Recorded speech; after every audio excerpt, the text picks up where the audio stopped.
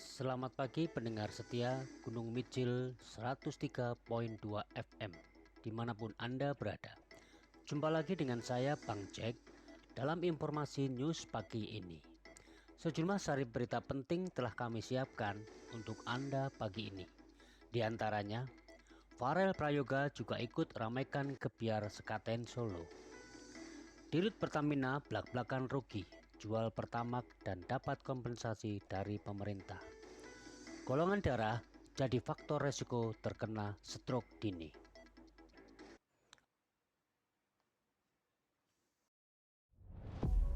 Mengawali berita pada pagi hari ini, tanggal 11 September tahun 2022. Berita yang pertama dari dunia kesenian. Farel Prayoga juga ikut ramaikan gebyar sekaten di Solo. Farel Prayoga, penyanyi cilik asal Banyuwangi yang baru-baru ini viral setelah menyanyi di depan Presiden Jokowi serta para pejabat negara di upacara hari ulang tahun ke-77 RI di Istana Merdeka. Tak ketinggalan ikut meramaikan gebyar sekaten di Keraton Surakarta. Farel Prayoga akan tampil pada hari ke-6 gebyar sekaten yang dibuka pada tanggal 16 September tahun 2022. Sementara grup musik Sonata akan menghadirkan beberapa penyanyi, Linda Ayunda, Anda Karisma, Cantika Nuswantoro, Rensi Renata, dan Dinda Julianda. Acara akan dipandu oleh MC Bima Sakti. Sejumlah artis papan atas diinformasikan akan mengisi gebyar sekaten yang digelar di kawasan Keraton Surakarta pada tanggal 16 September sampai 16 Oktober tahun 2022. Nama-nama pengisi acara sekaten tersebut mulai dari The Virgin, Happy Asmara, Denny Caknan, Abah Lala, Cak Sidik, dan beberapa orkes Melayu. Di antaranya adalah Orkes Melayu Sagita, Orkes Melayu Sera, Orkes Melayu Palapa, hingga Guyon Waton. Beberapa jadwal di antara gebyar sekaten Keraton Surakarta yang akan dibuka dengan penampilan orkes musik Sagita asal Jawa Timur pada hari Jumat tanggal 16 September tahun 2022. Disusul kemudian oleh orkes musik Sera pada tanggal 17 September tahun 2022. Farel Prayoga akan mengisi jadwal pada hari Rabu tanggal 21 September tahun 2022. Disusul penampilan artis Dara The Virgin pada tanggal 24 September tahun 2022. Selanjutnya diisi oleh Denny Caknan yang akan menghibur panggung sekaten pada hari Selasa tanggal 4 Oktober tahun 2022. Disusul Abah Lala pada hari Rabu tanggal 5 Oktober tahun 2022. Di sisi lain, Keraton Solo juga memastikan akan mengadakan ritual sekaten, yakni tabuh gamelan sekaten dan grebek maulud. Ritual diawali dengan jamasan atau pembersihan gamelan pusaka keraton. Gamelan itu lalu diangkut ke Pagongan Masjid Agung Solo.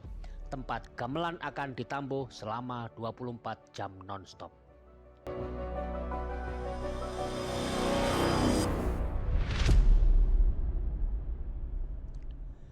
Berita yang kedua dari dunia bisnis. Dirut Pertamina blak-blakan rugi jual Pertamax, tak dapat kompensasi dari pemerintah. Direktur Utama PT Pertamina, Nike Widiawati, mengaku menanggung kerugian dari penjualan bensin jenis Pertamax. Alasannya, meskipun penetapan harga mengikuti harga jual minyak dunia ATI atau ICP, namun pemerintah masih ikut turun tangan dalam mengatur harga bahan bakar minyak dengan RON 92 tersebut. Khusus Pertamax ini selisihnya ditanggung Pertamina, kata Nike dalam rapat jejak pendapat di Komisi 6 DPR RI, Jakarta, Kamis 8 September malam. Nike menjelaskan, dalam ketentuan Pertamax sebenarnya masuk dalam kategori jenis bahan bakar umum yang harganya fluktuatif dan disesuaikan dengan ICP. Namun sekarang pemerintah tetap ikut menetapkan harga penjualan Pertamax. Dia menegaskan, dengan skema penetapan harga tersebut, pihaknya tidak menetapkan subsidi ataupun kompensasi dari pemerintah. Penjualan Pertamax yang mengikuti harga keekonomiannya bisa mendorong masyarakat beralih menggunakan BBM bersubsidi. jenis Pertalite. Artinya, bisa berdampak pada besarnya subsidi dan kompensasi yang dibayarkan pemerintah. Berdasar data Pertamina, penjualan BBM bersubsidi mencapai 87% dari penjualan. Kalau harga Pertamax disesuaikan dengan marketplace, ini bakal banyak yang berpindah ke Pertalite, dan which is beban subsidinya makin naik, tutur Nike.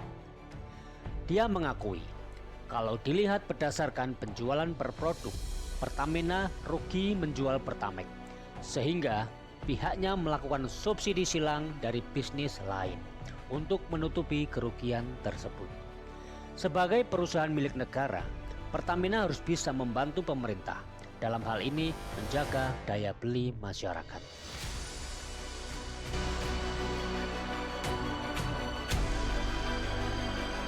Memasuki berita ketiga dari dunia kesehatan. Golongan darah jadi faktor resiko terkena stroke dini. Golongan darah seseorang mungkin menjadi faktor resiko mereka untuk terkena stroke dini. Demikian temuan studi dari jurnal neurologi yang disiarkan Medical Daily awal September ini. Dalam studi itu, peneliti dari University of Maryland School of Medicine mempelajari profil genetik orang-orang dan kemudian kontribusinya terhadap resiko stroke dini atau EOS, yaitu stroke yang terjadi sebelum seseorang mencapai usia 60 tahun. Mereka lalu menganalisis 48 studi yang berbeda pada orang berusia 18 tahun sampai 59 tahun. Secara total ada 16.730 stroke dini. Peneliti menemukan hubungan yang signifikan antara EOS dan bagian dari kromosom yang menentukan golongan darah. Stroke ini cenderung dihadapi mereka dengan golongan darah A, sementara golongan darah O lebih kecil kemungkinannya. Secara keseluruhan, mereka yang bergolongan darah A memiliki resiko stroke dini 16% lebih tinggi. Sedangkan orang bergolongan darah O memiliki resiko stroke 12% lebih rendah dibanding golongan darah lain. Tetapi ini tidak berarti mereka golongan darah A harus khawatir karena peningkatan resiko yang kecil terkena EOS. Peneliti mencatat, temuan ini memerlukan penelitian lebih lanjut karena golongan darah tertentu tampaknya membawa resiko stroke lebih tinggi. Untuk dapat mengurangi resiko stroke dini ini, dengan melakukan gaya hidup yang sehat seperti olahraga rutin, mengurangi asupan garam, memasukkan lebih banyak buah dan sayuran, serta berhenti merokok. Temuan ini serupa dengan golongan darah menentukan resiko terkena COVID-19 beberapa tahun waktu itu. Dua peneliti terbaru menemukan bahwa orang dengan golongan darah O dan B lebih memiliki risiko lebih rendah terkena virus corona dan tidak mengalami sakit parah ketika terkena infeksi COVID-19. Salah satu studi baru diantaranya secara khusus menemukan pasien COVID-19 dengan tipe darah O dan B menghabiskan lebih sedikit waktu di unit perawatan intensif daripada rekan mereka dengan tipe darah A atau AB. Mereka juga cenderung tidak membutuhkan ventilasi atau cenderung tidak mengalami gagal ginjal.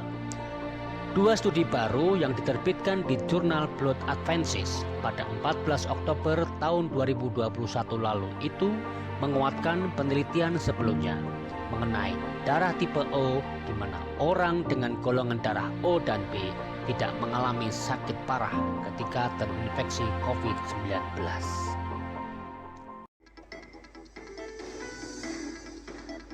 Demikianlah informasi dan berita yang dapat kami sampaikan ke ruang dengar Anda. Saya Bang Jack, selamat pagi, selamat beraktivitas, dan sampai jumpa.